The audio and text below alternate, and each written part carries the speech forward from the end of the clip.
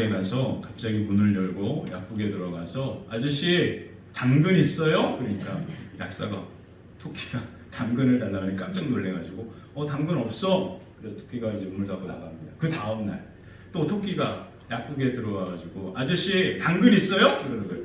아저씨가 당근 없는데? 그러니까 또 토끼가 돌아갑니다. 그 다음날 또 토끼가 갑자기 문을 열고 들어오더니 아저씨 당근 있어요? 그러는 거예요. 그래 약국 아저씨가 열받아가지고 너 다음에 또 오면 가위로 싹둑 잘라버린다? 귀를 잘라버릴 거야? 이렇게 얘기하니까 토끼가 막 도망갑니다. 그리고 그 다음날 토끼가 문을 열고 들어옵니다. 아저씨 가위 있어요? 아저씨 가위 없는데? 그러니까 당근 주세요. 이 진룡의 토끼라고 하는 재미있는 이야기인데 이 진룡의 토끼가 현대인들의 모습을 이야기하는 거예요. 이게 뭐냐 하면 약국이라고 하는 곳에는 당근이 없잖아요. 근데 이 토끼는 약국에 당근이 있다라고 믿은 겁니다. 그리고 계속해서 뭘 요구하는 거예요? 있지도 않는 약국에 가지고 당근을 요구하는 거예요. 이게 현대인들의 모습입니다. 오늘 우리가 현대인들의 모습을 이야기할 때 오늘 추석 명절에 이 사건이 하나가 있었는데 그 사건을 제가 먼저 보여드리고 오늘 말씀을 좀 나누었으면 좋겠습니다. 자, 우리 잠깐 우리 영상을 볼 텐데요. 명절날 내비게이션을 믿고 갔다가 논두렁에 갇혀서 5시간 동안 움직이지 못했던 그 이야기가 있는데 한번 잠깐 볼게요. 네, 조금이라도 줄일 수 있다면 좋겠죠. 그래서 내비게이션 안내를 따랐는데 반대로 길에서 몇 시간씩 붙들리는 일이 벌어졌습니다. 어떤 사연인지 강보인 기자가 취재했습니다. 차량 한 대가 겨우 지나갈 너비의 농로로 들어서는 차량. 앞뒤로 다른 차들도 이 농로를 따라 움직입니다. 그런데 이 차들은 얼마 못 가 발이 묶였습니다. 농로와 연결된 왕복 2차선 도로는 정체 연결로 주차장이 됐습니다. 어제 서해안고속도로 상행선이 막히자 티맵 내비게이션 안내를 받아 우회 경로를 탔다가 오도가도 못하게 된 겁니다. 경로를 실시간 최소시간 경로로 바꿨던 운전자들이 낭패를 봤습니다. 1km를 가는데 2시간이 걸렸다는 운전자도 있습니다. 후진도 못하고 앞으로 전진도 못해서 주차장 같았어요. 편의점에서 뭐 음식 조달해서 가지고 오시는 분들도 진짜 많았고요. 완전 혼돈 그 자체였어요. 이날 충남 아산의 농로에서도 차량 수백 대가 정체에 갇혔다는 글도 올라왔습니다. 티맵 측은 평소 사용량이 적은 이면 도로로 우회 경로를 안내하는 왜 이와 같은 현상이 나타나는지 아십니까? 요즘 현대인들이 운전할 때 뭐를 믿고 가죠? 내비게이션을 믿고 가는 겁니다. 그래서 제가 뉴스 타이틀 보고 엄청 웃었는데 내비게이션을 믿고 갔다가 논두렁에 갇혔다. 야, 이게 현대인들의 모습인 거예요. 여러분, 모든 현대인들은 다 믿음 가운데 살아갑니다. 우리는 지금 하나님을 믿고 예수님을 믿으니까 이 시간 이곳에서 뭐 하고 있죠? 예배를 드리고 있습니다. 근데 하나님을 믿지 않는 사람들도요, 하나님이 없다라고 믿기 때문에 이 시간 예배 드리지 않고 자기들이 원하는 일을 한 겁니다. 그래서 하나님을 믿던 하나님을 믿지 않던 모든 사람들은 자기가 믿는 대로 그렇게 살아간다라는 것이죠. 오늘 우리가 이제 같이 함께 보게 될 마지막 재앙이 바로 10번째 재앙, 장자의 죽음입니다. 바로 왕 바로에게서부터 바로 노예까지 모든 가정의 장자가 죽음을 맞이합니다. 근데 사람으로 끝나는 게 아니에요. 모든 가축의 첫 번째 난 것도 다 죽게 된다는 거예요. 엄청난 죽음이 이제 애굽 땅에 찾아오게 됩니다. 이게 바로 마지막 재앙입니다. 여러분 잘 아시겠지만 뭐 옆에 우리 자녀들이 있으면 아시겠지만 자녀가 죽는 것은 부모에게는 평생 아픔으로 남는 거잖아요. 그래서 자녀가 먼저 가면 가슴에 묻는다라고 하는 겁니다. 어떻게 보면 자기가 먼저 죽는 게 낫지 자녀가 죽는 것을 옆에서 지켜보는 것만큼 평생 동안 아픔 가운데 가슴에 남는 일은 없는 거잖아요. 그렇기 때문에 엄청난 재앙이 임하게 됩니다. 근데 중요한 것은 바로가 불순종해가지고 이와 같은 일들이 일어난 거잖아요. 근데 그 바로 한 사람의 장자만 죽는 게 아니라 애굽의 모든 백성의 가정의 장자가 죽고 노예까지도 그 가정의 장자가 죽는 거예요. 그것을 끝나는 게 아닙니다. 가축들까지도 죽는단 말이에요. 사랑하는 성도 여러분, 한 사람이 불순종하면 가정 전체가 이와 같은 죽음과 어두움 가운데 놓인다. 다른 말로 바꾸겠습니다. 한 사람이 하나님의 말씀 가운데 순종하면 그 모든 가정이 생명이 사는 은혜가 임하게 될 줄 믿습니다. 제가 여러분들께 한 사람이 믿음 가운데 서 있는 게 중요합니다라고 말씀드려서 그래 나만 잘 믿고 그렇게 잘 살면 되지 그렇게 라고만 생각하면 절대 안 됩니다. 바로 예수님 믿지 않아도 그 사람이 구원받는다라는 뜻이 아니에요. 내가 믿음 가운데 잘 서 있으면 하나님의 성령께서 하나님의 은혜가 내 자녀들의 마음과 삶 가운데 개입하시는 겁니다. 그래서 예수님을 믿게 하는 그 마음과 환경을 만들어가는 거예요. 그래서 예수님을 믿게 함으로 구원에 사는 역사가 있는 거예요. 그러니까 나만 잘 믿고 내 자녀들은 예수 안 믿어도 돼 이런 의미가 아닙니다. 이 말의 의미는 내가 하나님 앞에 믿음 가운데 잘 서 있으면 하나님의 성령께서 우리 삶과 가정 가운데 자녀들 가운데 역사하셔서 예수 그리스도를 믿게 하는 놀라운 일들이 일어나게 되는 줄 믿습니다. 그리고 예수 그리스도를 믿음으로 생명이 사는 놀라운 은혜와 은총이 우리 사랑하는 성도님들의 가정 가운데 가득하게 되시기를 주님의 이름으로 간절히 축원합니다. 우리는 출애굽기 7장에서부터 13장까지 10가지 재앙을 살펴봤습니다. 이 10가지 재앙의 목적이 있다라고 말씀드렸죠. 이 재앙의 목적은 무엇이냐면 하나님이 어떤 분이신가를 아는 거예요. 교육의 차원이었습니다. 애굽 백성과 바로에게 그리고 그곳에 사는 이스라엘 백성들에게도 그리고 오늘 이 말씀을 듣는 우리에게도 하나님이 어떤 분이신가를 보여주는 말씀이 바로 10가지 재앙입니다. 그래서 출애굽기 7장 5절에 보면 이 재앙을 시작할 때 하나님께서 모세에게 이런 말씀을 먼저 하신 겁니다. 7장 5절 같이 한번 읽어볼까? 함께 읽겠습니다. 내가 내 손을 애굽 위에 펴서 이스라엘 자손을 그 땅에서 인도하여 낼 때에야 애굽 사람이 나를 여호와인 줄 알리라 하시네. 아멘.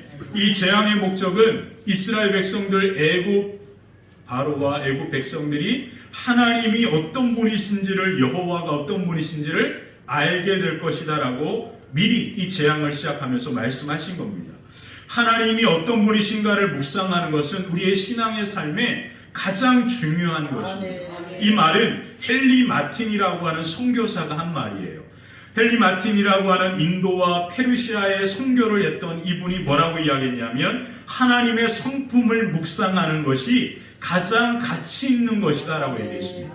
우리가 이 땅을 살아가면서 오늘 하루 우리가 예배를 드리면서 우리가 무엇에 관심을 가셔야 하냐면 하나님이 어떤 분이신가를 말씀을 통하여 깨달아야 하는 겁니다. 이게 우리가 집중해야 할 것이거든요. 그래서 하나님이 어떤 분이신가 하나님의 성품을 묵상하는 것 그것이 우리의 인생에 가장 가치 있는 것이다라고 그렇게 이야기한 겁니다. 자, 10가지 재앙을 통하여 우리는 하나님이 어떤 분이신가를 약 14번, 4가지를 살펴봤습니다. 우리가 이제 말씀을 이 10가지 재앙을 마무리해야 하기 때문에 우리가 그동안 10가지 재앙을 통하여 살펴보았던 하나님이 어떤 분이신가 14가지를 같이 다시 한번 읽어보고 오늘 말씀을 함께 또 나누도록 하겠습니다. 자, 우리는 첫 번째 출애굽기 7장을 통해서 우리는 가장 첫 번째 어떤 하나님을 같이 함께 보았냐면 하나님은 세상의 모든 것을 하나님의 강한 손으로 뭐 하십니까? 다스리시는 하나님. 저 너무 감사해요. 우리 간사님께서 제가 미리 드린 설교문 가지고 이렇게 다 보이시죠? 그래서 여러분 제가 저 뒤에 나누는 종이는 굳이 보지 않고요. 적어두셨다가 목장 나눌 때 그것을 보시면서 쓰시면 좋을 것 같아요. 앞에 보시면서 보면 더 좋겠습니다. 자, 두 번째 우리는 어떤 하나님을 보았냐면 함께 읽겠습니다. 하나님의 강한 손으로 하나님의 자녀들 우리를 인도하시는 하나님의 놀라운 구원의 역사를 이루는 분입니다. 자, 하나님의 강한 손이 우리를 뭐 하신다? 인도하시고 구원의 역사를 하나님의 손이 이루시는 거예요. 내가 열심히 노력해서 구원의 역사가 이루어지는 게 아니고요. 하나님의 손이 나를 강권적으로 움직이는 겁니다. 그리고 구원의 역사가 이루어져 가는 거예요. 자, 출애굽기 7장에서 우리는 첫 번째 재앙, 나일강이 피로 변하는 재앙을 통하여 이런 하나님에 대하여 배웠습니다. 세 번째입니다. 오직 하나님만이 아무것도 없는 무에서 생명을 창조하시는 유일하신 하나님입니다. 자, 하나님만이 창조하시는 유일하신 하나님. 자, 두 번째 개구리 재앙을 통하여 우리는 이런 하나님에 대하여 보았습니다. 개구리와 하룻밤을 더 보내겠다라고 하는 바로를 통해서 우리는 이것을 보았죠. 4번입니다. 시작. 우리의 마음이 모든 깊은 곳까지 살펴보시는 하나님입니다. 그래서 우리는 하나님을 경외하는 겁니다. 하나님을 경외하는 이유는 하나님이 내 마음의 모든 깊은 곳까지 다 아시기 때문이죠. 자, 우리는 세 번째 재앙, 땅의 티끌이 이로 변하는 재앙을 통해 이런 하나님에 대하여 배웠습니다. 하나님의 말씀으로 모든 권능의 역사를 이루어가시는 하나님입니다. 그래서 하나님의 말씀은 뭐예요? 살아 있습니다. 그래서 이 하나님의 말씀이 우리에게 생명이 되고 우리의 삶의 걸음을 이끌어가는 겁니다. 자, 우리는 네 번째 파리 재앙을 통해서 애국과 이스라엘 백성들을 구별하시는 하나님을 우리가 보게 되었는데, 여섯 번째입니다. 하나님의 백성을 택하셔서 세상으로부터 구별하시고 거룩하게 하시는 하나님입니다. 세상으로부터 구별하시기 때문에 우리가 세상에서 빛나게 되는 거예요. 다르거든요, 세상과. 세상과 삶을 살아가는 모든 것이 다르기 때문에 우리가 세상으로부터 빛나게 되는 일이 이와 같이 일어납니다. 자, 일곱 번째입니다. 모든 시간을 주관하시는 살아계신 하나님. 자, 여덟 번째입니다. 하나님은 재앙으로 모든 백성과 생명이 있는 모든 것이 구원을 받고 살아나기를 원하시는 분입니다. 자, 우리는 10가지 재앙을 통하여 하나님은 바로와 애굽을 죽이고자 심판하고자 원하셨다라고 착각하는데, 우리는 재앙을 통하여 분명히 보았습니다. 하나님은 바로와 애굽과 가축들이 살기를 원하셨다. 이게 하나님이십니다. 자, 아홉 번째입니다. 시작. 살아계신 하나님은 신실하게 하나님께서 하신 말씀을 그대로 이루어 가십니다. 하나님의 말씀은 신실하게 그대로 이루어지는 줄 믿습니다. 자, 열 번째입니다. 하나님은 재앙 가운데 이스라엘 백성들과 함께 하셨습니다. 하나님은 재앙 가운데 그들을 그냥 내버려 두신 게 아니라 그들 가운데 뭐 하셨다고요? 함께 하셨습니다. 그래서 그들을 재앙으로부터 뭐 하셨죠? 지켜주시고 보호하셨습니다. 그러므로 하나님은 언제나 우리와 믿으십니까? 걱정하지 마십시오. 여러분들의 직장에서도 여러분들이 정말로 두려워하는 사람을 만나는 그 모든 자리까지도 하나님은 언제나 여러분들과 항상 함께 하십니다. 자, 11번째입니다. 시작. 오직 하나님만이 영광 받으시기에 합당하신 하나님을 우리에게 보여주십니다. 오직 하나님만이 영광 받기에 합당하십니다. 아멘입니다. 12번째입니다. 하나님의 말씀에 순종하는 사람 모세를 통해서 역사하시고 일하셨습니다. 하나님의 손이 순종하는 모세를 또한 높여주셨죠. 자, 13번째 메뚜기 재앙입니다. 하나님 앞에 스스로 겸손하게 하는 자를 기뻐하십니다. 그러므로 우리는 하나님 앞에 스스로 겸손해야 합니다. 하나님 앞에 가장 큰 겸손한 모습은 예배입니다. 그래서 하나님은 예배하는 자를 기쁘게 하십니다. 자, 9번째 흑암재앙, 14번째입니다. 시작. 하나님은 어두운 세상을 밝히는 생명의 빛이 되십니다. 하나님만이 빛이십니다. 그래서 우리가 예배 가운데 하나님께로 나아가면 그 빛이 우리를 비추고 우리의 삶의 모든 어두움이 다 사라지고 떠나가게 될 줄 믿습니다. 이제 마지막 10번째 재앙입니다. 야, 여러분들 다 기억 못하시죠? 자, 이렇게 한 번 읽고 맞춰도 그냥 상관없습니다. 이 하나님은 우리가 삶을 통하여 끊임없이 반복적으로 말씀을 통하여 경험하고 우리의 삶에서 경험할 것이기 때문에요. 그냥 이 14가지 정도, 이것이 하나님이라고만 온전히 이 14가지밖에 없어 이렇게 생각하면 절대 안 됩니다. 우리가 함께 살펴본 하나님은 눈꼽만침도 하나님의 모습을 보지 못한 겁니다. 하나님은 우리가 모르는 어마어마하신 분이죠. 이 14가지의 한계가 있는 분이 아닙니다. 그러므로 이 14가지만이라도 우리가 다시금 기억하는 것도 큰 은혜가 될 거라 생각합니다. 자, 이제 마지막 10번째 재앙이 시작되는데요. 벌써 시간이 많이 갔어요. 14가지 보면서. 이 10번째 재앙이 가장 중요한 건 뭐냐면 여기에서 6월절이라고 하는 절기가 나왔기 때문입니다. 자, 이 6월절의 10번째 재앙은 우리가 다음 주에 다시 한번 살펴보게 되는데요. 오늘은 우리가 어디에다 초점을 맞춰야 하냐면 이 6월절이 바로 어린 양으로 오신 분이 누구시죠? 예수님입니다.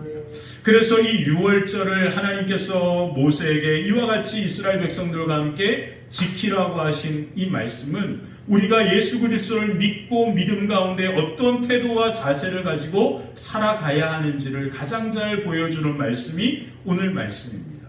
그래서 우리는 이 말씀을 6가지로 살펴보도록 하겠습니다. 당황하지 마세요. 시간은 똑같이 끝납니다.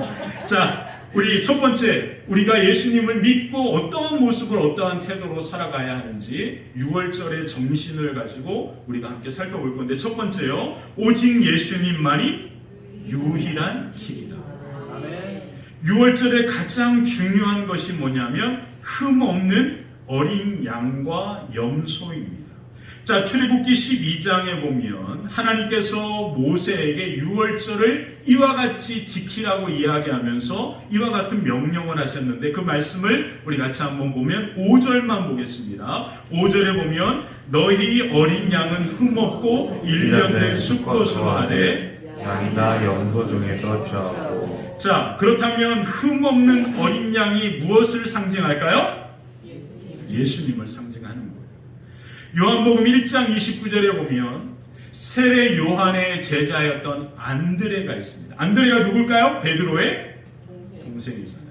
안드레가 빌립과 함께 세례 요한을 따라다녔던 제자였습니다. 그때 예수님께서 요단 강가에 오신 것을 보고 세례 요한이 뭐라고 이야기했냐면 보라, 세상 죄를 지고 가는 하나님의 어린 양이다, 이렇게 이야기합니다. 예수님만이 우리의 인생의 모든 문제와 죄의 문제를 해결하시는 유일하신 분이다라는 뜻이죠. 그러므로 오직 예수님만이 우리를 구원하신 유일한 하나님의 어린 양으로 오셨다라는 의미입니다. 자, 그러면서 오늘 본문에 오면 그 어린 양은 어떤 어린 양이었습니까? 흠 없고 1년 된 수컷으로 하나, 그렇게 이야기합니다. 양이든 염소든 사람이든 남자는 불쌍한 것 같아요. 왜 굳이 수컷이라고 했는지 저는 잘 모르겠어요. 근데 하나님께서 이렇게 하셨으니까 어쩔 수 없어요. 저는 의미는 잘 모르겠어요. 그런데 어쨌든 양이든 염소든 1년 된 뭐가 없어야 돼요? 흠이 없어야 된다. 상처와 그리고 어떤 장애나 이런 게 없어야 한다. 깨끗하고 순결한 양과 염소를 택해야 한다라고 이야기한 겁니다. 자, 이 흠없는 어린 양이 상징하는 것이 바로 죄가 없으신 예수 그리스도를 상징하는 거예요. 예수님은 죄가 없이 이 땅에 오셨잖아요. 성령으로 잉태되었다라는 말이 그 뜻입니다. 예수님은 이 땅에 죄 없는 인간의 모습으로 성령으로 잉태되어 이 땅에 오셨고, 죄 없으신 그분께서 누구를 위해서?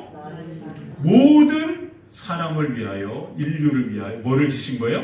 십자가를 지신. 이게 바로 흠없는 6월절 어린 양을 의미하는 겁니다. 자, 그래서 사도행전 4장에 보면 베드로가 이런 말을 합니다. 한번 읽어볼까요? 다른 이로서는 구원을 받을 수 없나니 천하 사람 중에 구원을 받을 만한 다른 이름을 내게 주신 일이 없음이라 하였더라. 아멘. 그러므로 오직 예수님만이 우리를 구원하시는 유일하신 하나님의 어린 양인 줄 믿습니다. 자, 그렇다면 우리의 사명은 뭘까요? 우리의 사명은 이 예수님과 세상을 끊임없이 연결시켜주는 겁니다. 이것을 전도라고 합니다. 그래서 저의 사명도 마찬가지. 제가 지금 여러분들께 설교하는 것은 뭐냐면 여러분들이 끊임없이 누구와? 하나님과 예수님과 연결되어지는 역할을 제가 하는 거예요.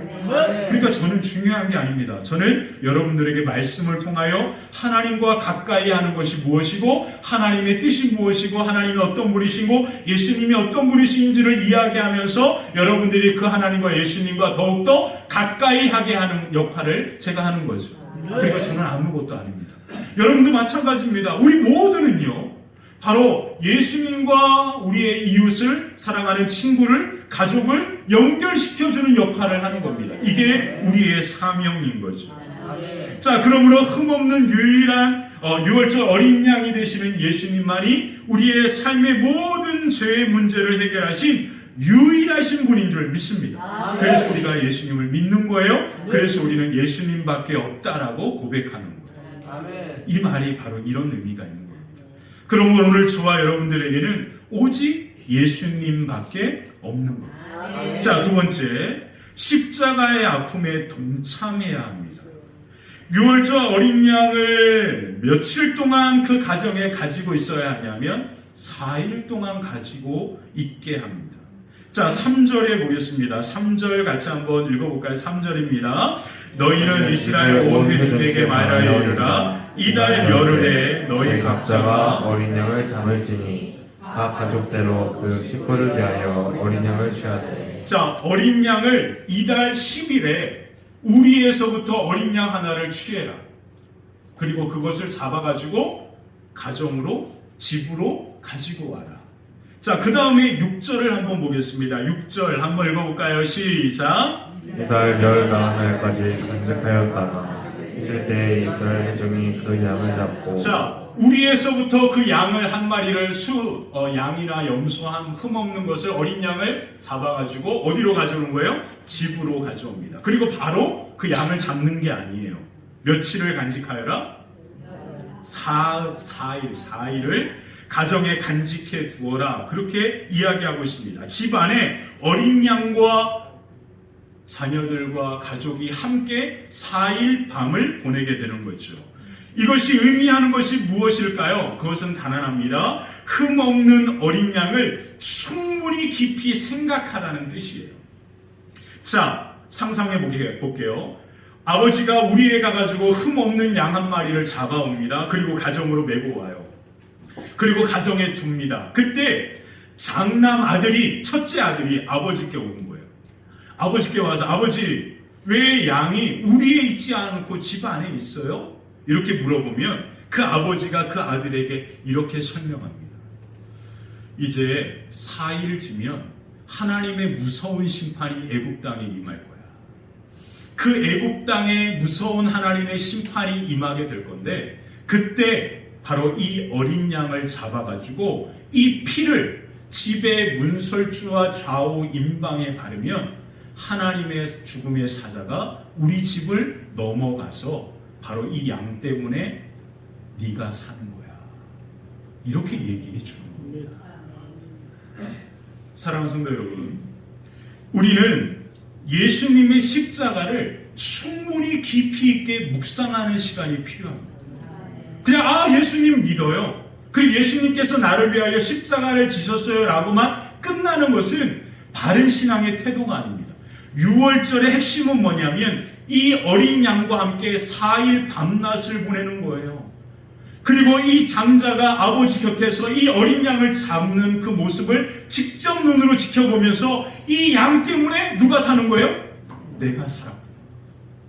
이것을 직접 눈으로 목격하면서 그것을 생각하고 깊이 있게 묵상하는 겁니다. 그러므로 우리는요, 우리를 위하여 십자가를 지시는 이 예수님을 깊이 있게 묵상하는 시간들이 필요한 겁니다. 그래서 우리는 예배 올 때 주일날 예배 오는 것이 아니라 주일 전날 밤부터 우리는 예배를 준비하면서 예배가 시작됩니다. 주일 전날 밤은 어떤 날입니까? 이 십자가를 깊이 묵상하는 밤입니다. 나 혼자 산다 보는 밤이 아닙니다. 드라마 그런 거 보는 밤이 아니고요. 그 밤은 이 예수님을 깊이 묵상하는 밤이 되어야 하는 거예요.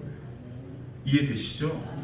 이 십자가, 이 하나님의 어린 양을 깊이 있게 묵상함을 통하여 우리는 그 십자가의 은혜, 이 어린 양의 은혜에 동참하게 되는 거죠. 하나가 된단 말이에요.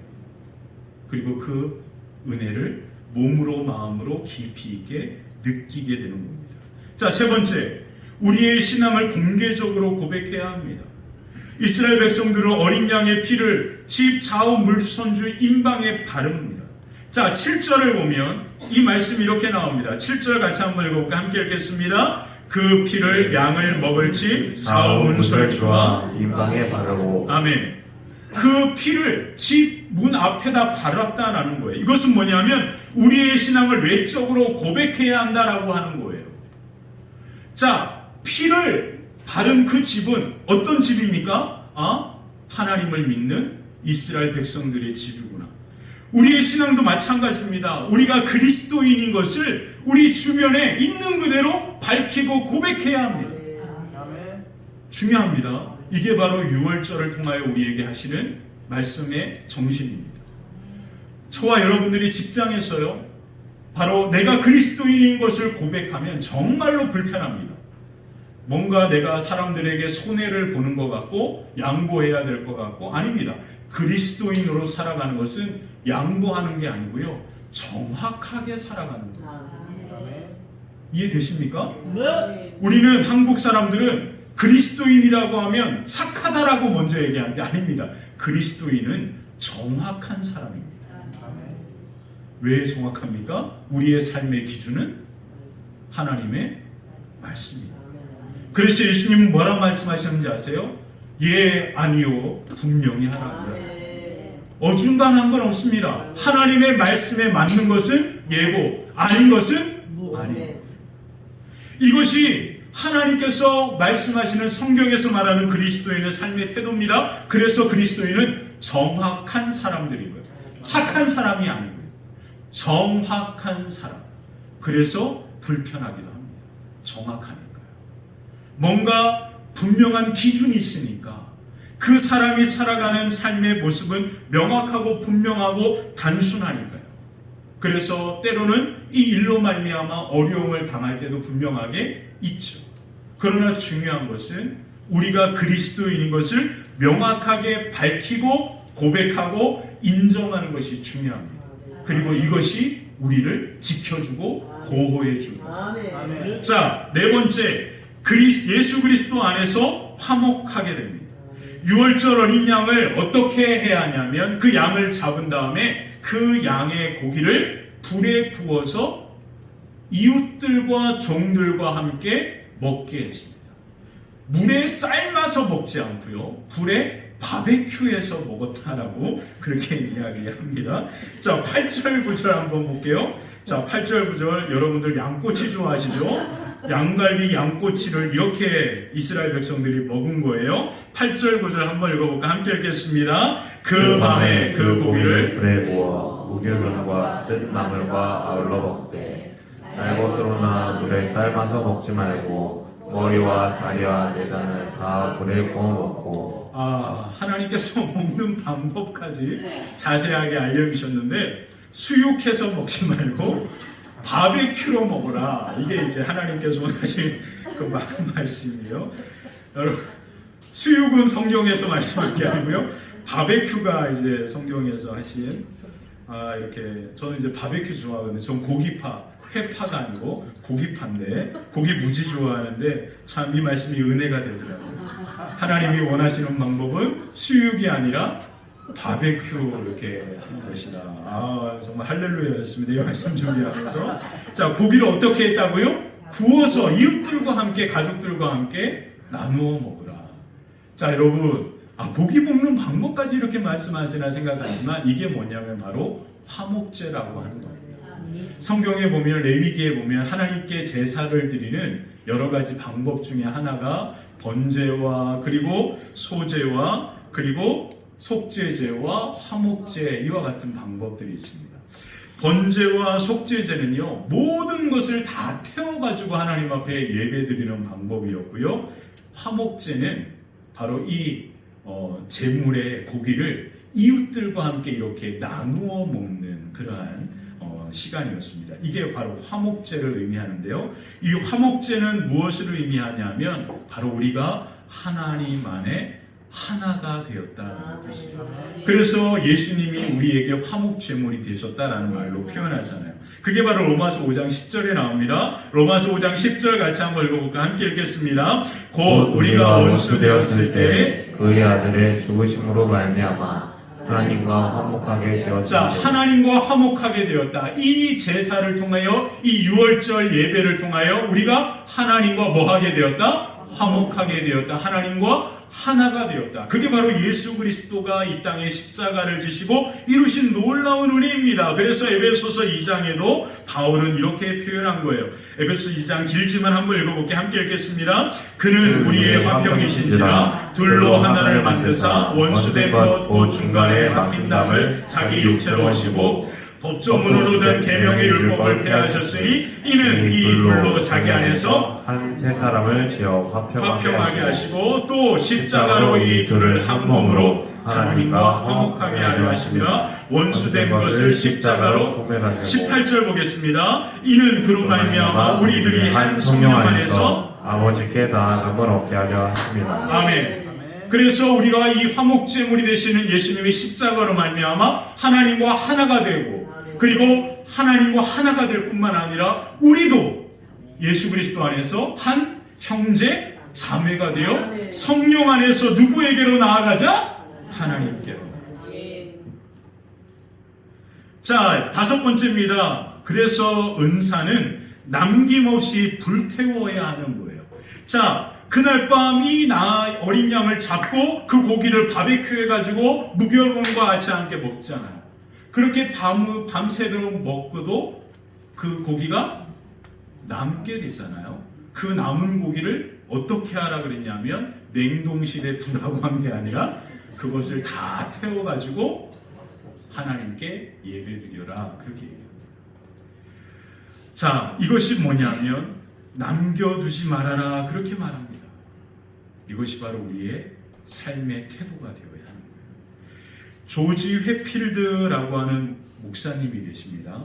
이 조지 회필드는 어떤 분이시냐면 영국의 웨슬리 목사님과 같이 함께 감리교 운동을 하신 분이에요. 여러분, 한국 교회는 이제 장로교회가 많잖아요. 저는 이제 감리교 목사입니다. 미국에는 이제 감리교회가 꽤 많아요. 그래서 감리교회와 침례교가 미국의 주류 교단입니다. 그래서 장로교회는 많지 않거든요. 근데 미국에 보면 미국 기독교 역사 가운데 1700년 이후에 기독교가 이제 갑자기 급속도로 부흥하게 되죠. 그때 이제 미국의 선교사로 간 사람들이 누구냐면 웨슬리 목사님과 이 조지 회필드 목사님입니다. 이 두 분이 감리교 그렇게 운동을 하면 영국에서 감리교 운동을 하면서 그렇게 미국에 가서 인디안들에게 복음을 전하는 그러한 사역을 했단 말이에요. 그렇게 해서 그렇게 사역을 하셨던 분들인데 이분들 가운데 이 조지 회필드는 말씀을 전하는 탁월한 은사가 있었습니다. 그래서 이 회필드 목사님이 말씀을 전하면요, 그곳에 모여있던 모든 사람들이 눈물을 흘리면서 통회하면서 회개하고 예수 그리스도를 믿는 그런 역사들이 많이 나타났습니다. 그래서 이 회필드 목사님의 설교를 들었던 사람이 뭐냐면 조나단 에드워드라는 거예요. 여러분, 미국의 조나단 에드워드라고 하는 이 유명한 분이 한국 장로교 목사님들한테는 이분은 엄청난 분이거든요. 바로 이 회필드 목사님의 이 집회에서 하나님의 말씀을 듣고 이분이 변화되고 거듭나게 되면서 영적 대각선 운동이라고 하는 운동이 일어나게 된 거예요. 이 회필드 목사님은요, 옥스퍼드 대학을 나와가지고 엄청나게 성공의 목회자로서 그 길을 걸어가려고 했습니다. 근데 말씀을 전할 수 있는 기회가 주어지지 않는 거예요. 그래서 기다려도 말씀을 전할 수 있는 파송받을 교회도 주어지지 않고 말씀을 전할 수 있는 자리도 주어지지 않는 거예요. 그러니까 말씀을 전할 데가 없는 거예요. 말씀은 전하고 싶은데.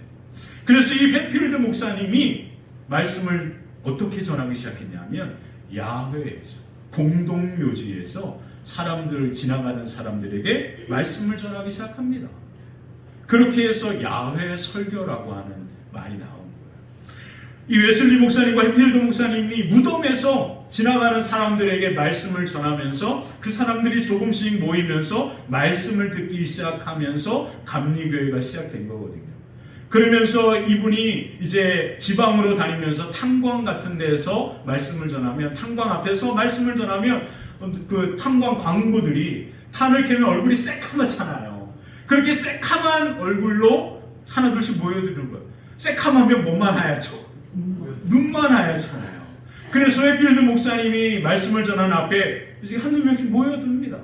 그리고 해필드 목사님이 그들에게 복음을 전하는 거예요. 말씀을 전하는 거예요. 말씀을 전하고 있다 보면 어떤 일이 벌어지냐면 그분들이 말씀을 듣다가 눈물을 흘리잖아요. 그래서 그분의 일기에 뭐라고 있냐면 광부들이 흘리는 눈물이 얼굴에 고랑을 이루었다 이런 말이 있습니다. 눈물이 눈에서 내려오니까 여기에 탄이 이렇게 씻겨나니까 이게 마치 고랑처럼 보였다. 그러면서 그들이 밤에 모여서 함께 예배를 드린 것이 바로 속회라고 하는 것의 시작이고 우리가 하는 목장의 시작이 된 거예요. 이게 기독교가 놀랍게 부흥하면서 세상을 변화시킨 중요한 핵심입니다. 이 해필드 목사님이요, 그 삶의 목회에 좌우명으로 가졌던 말이 있습니다. 그게 뭐냐면 이 말인데요. 제가 읽어드릴게요. 나는 녹슬어 없어지기보다는 닳아서 없어지길 원한다. 나는 옥스퍼드도 나오고 엄청나게 많은 공부도 했고 그리고 엄청나게 탁월한 은사도 갖고 있지만 이것이 하나님 앞에 쓰임받지 못하는 것이 가장 괴롭다라는 뜻이에요. 그래서 나는 오늘도 어떻게 해서든지 기회가 되면 내가 만나는 사람들에게 하나님의 말씀을 전하고 그리고 복음을 전하고 그 사람에게 예수 그리스도를 소개시켜주고 예수님과 하나님과 그들을 연결시켜주는 일에 내 온 힘과 마음을 다 쏟으며 그렇게 살아가고 싶다라고 그렇게 말한 겁니다. 사랑하는 성도 여러분, 이것이 바로 이분의 좌우명이었고 이분은 그와 같이 삶을 살아가면서 모든 것이 썩어 없어지기를 원한다라고 하면서 그분이 미국의 10번째 선교 여행 말씀을 전하러 갔다가 그가 그곳에서 아무도 지켜보지 않는 가운데 죽음을 맞이합니다. 그리고 그 인생에 남겨둔 것은 아무것도 없어요. 가족도 없고 자녀도 없고 재산도 없고 아무것도 남겨둔 것이 없고 아무도 그 옆을 지켜주지 않았던 그 혼자 그렇게 하나님의 부름을 받고 그렇게 그 인생의 56세의 나이의 삶을 마감합니다. 근데 이 사람의 이 놀라운 말씀을 전하면서 받았던 복음을 들었던 그 은혜는 조나단 에드워즈 엄청나게 많은 신앙의 리더들에게 영향을 미쳤고 오늘까지 그 영향력이 우리 가운데 찾아오는 거예요. 오늘 우리가 기억해야 할 것은 뭘까요? 하나님께서 우리에게 주신 그것이 바로 하나님의 나라와 영광을 위하여 헌신하는 일에 다 쓰임받기를 원합니다. 내 힘과 노력과 열심이 우리의 인생에 남김없이 모두 다 하나님 앞에 불태워 영광을 올려드리는 그 은혜가 저와 여러분 가운데 가득하기를 주님의 이름으로 간절히 축원합니다. 그래서 마지막 머뭇거리지 말고 즉시 해야 합니다. 유월절 어린 양을 이와 같이 먹으라라고 하셨는데 11절에 보니까 그 먹는 태도에 대하여 이런 말씀을 하십니다. 한번 읽어볼까요? 함께 읽겠습니다. 너희는 그것을 이렇게 먹을지니 허리에 띠를 띠고 발에 신을 신고 손에 지팡이를 잡고 급히 먹어라. 이것이 여호와의 유월절입니다. 아멘. 급히 먹어라. 다른 말로 표현하면 바베큐를 즐기지 말고 떠날 준비를 하고 떠날 채비를 하면서 간단하게 요기하고 떠날 것을 준비하라는 뜻이죠. 다른 말로 표현하면 무엇일까요? 바로 구원의 긴박성을 의미합니다. 그리스도인으로 우리가 살아가는 것은 오늘 하루밖에 없습니다. 지금밖에 없단 말이죠. 그래서 우리는 미루거나 머뭇거리면 안 됩니다. 미루거나 머뭇거리는 것은 바로 이 유월절 십자가의 은혜를 받은 우리의 태도가 아닙니다. 우리는 지금 최선을 다하여 나에게 주신 이 자리에서 나를 불태우는 것밖에 없습니다. 그래서 이런 말이 있습니다. 마귀의 달력은 내일이고 그리스도인의 달력은 오늘이다. 우리는 오늘 지금만 살아가는 사람입니다. 하나님 저 조금 여유되면 다음에 기회되면 할게요. 아닙니다. 우리 그리스도인은 지금 하나님 앞에 예배하는 것이고 지금 우리에게 만나는 사람들에게 복음을 전하는 것이고 지금 그리스도인으로 살아가는 것뿐입니다. 이 세상에서 가장 무서운 말이 있는데 그것이 바로 내일 다음에라는 말입니다. 그러므로 오늘 6월절은 우리에게 무엇을 이야기합니까? 바로 우리에게는 내일이 없습니다. 지금 당장 떠날 것을 준비하면서 하나님 앞에 6월절의 은혜 가운데 나아갈 것을 하나님은 우리에게 말씀하고 있는 거죠. 그러므로 오늘 저도 오늘 이 설교가 저는 인생의 처음이자 마지막인 것처럼 여러분들에게 말씀을 전하고 싶습니다. 그래서요 저는 죄송한데 그래서 저는 오늘도 그리고 다음 주도 언제나 마지막인 것처럼 말씀을 전하려고 합니다. 그래서 조금 길어져도 여러분들이 조금 제 마음을 이해해 주셨으면 좋겠습니다. 여러분 제가 신앙생활 하면서 여러분들과 이렇게 제가 1년의 시간을 같이 함께 말씀을 전하면서 보내잖아요. 제가 여러분들께 이 말씀을 전하면서 이곳에 온 이유는 단 하나입니다. 저는 당장 하나님께서 저에게 주신 하나님의 은혜 그 사랑을 여러분들에게 말씀으로 나누고 싶은 마음이 가득했거든요. 그래서 제가 미국에서 공부할 때 2년 동안 매일같이 뭘 기도했냐면 하나님 제가 저를 부르시는 강단이 어디든지 저는 달려가서 그곳에서 하나님의 말씀을 전하겠습니다라고 그렇게 기도했습니다. 그게 2년 동안 제가 기도한 거예요. 그리고 제가 한국에 왔을 때 가장 먼저 저를 불렀던 재단이 이 화평교회입니다. 제가 그렇게 기도했으니까 제가 하나님 앞에 감출 수 없잖아요. 제가 거짓말을 할 수 있는 게 아니잖아요. 제가 하나님 앞에 2년 동안 기도한 게 있는데 하나님과 나만 아는데 그거는 저 정말 저 1년 동안 이거 가지고 얼마나 싸웠는지 몰라요. 제 마음에서 하나님 화평교회 올 때마다 또 지난 금요일 날은 비가 얼마나 많이 났어요. 와 제가 운전하면서 이런 비는 처음 본 것 같아요. 가면서 비가 엄청나게 많이 내렸어요. 우리 폭풍 우박이 내리는 것처럼 앞에 길이 안 보일 정도로 차들이 막 그냥 가지도 못하는 그 시간을 제가 1시간 반을 그렇게 운전하면서 가면서 너무 행복하더라고요. 하나님 다 아시죠? 하나님 아시잖아요. 제가 이렇게 가는 거를. 여러분 모르잖아요. 누가 압니까? 여러분들은 이제 걸어서 집에 바로 가시니까 모르잖아요. 하나님만이 아시는 거잖아요. 하나님. 그러니까 하나님 아시는 게 너무 기쁜 거예요.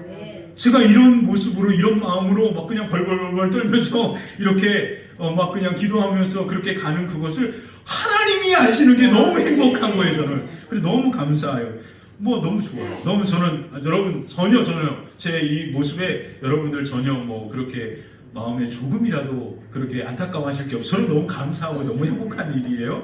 자, 제가 이렇게 왔잖아요. 그래서 제가 여러분들께 이렇게 말씀을 전하면서 여러분들께 이렇게 하는 모든 이유 가운데 저는 마음의 중심에 단 하나입니다. 이것이 저는 마지막 설교라고 생각합니다. 이게 정말로 무서운 이야기이기도 한데요. 나중에 한번 제가 이렇게 말씀을 전하는 이유가 여러분들께 간증으로 고백될 그 날이 있을 겁니다. 제가 이렇게 하는 이유가 있거든요.